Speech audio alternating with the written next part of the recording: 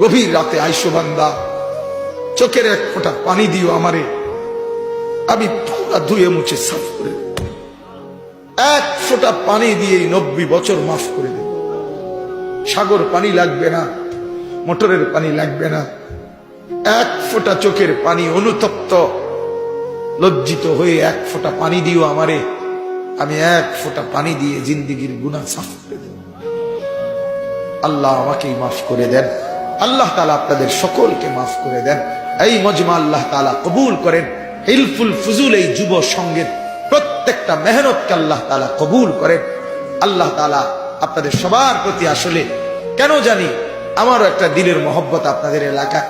আমি প্রথম যে বছর আসছি সে বছর ওই মসজিদে বয়ান করছিলাম, আমার মনে আছে। তো সেই আশায় বারবারই আসা হয়েছে। আল্লাহ তাআলা আপনাদের আমাদের মহব্বতের এই সম্পর্ক কায়েম দায়েম করে দেন। আল্লাহ তাআলা সমস্ত উলামায়ে কেরামকে ইখলাস ও তাকওয়া দান করেন। পুরা মজমায় যারা আমরা বসলাম, আমরা দুইটা সিদ্ধান্ত নেই। এক, আমরা আল্লাহর হুকুম মানবো ইনশাআল্লাহ। বলেন ইনশাআল্লাহ।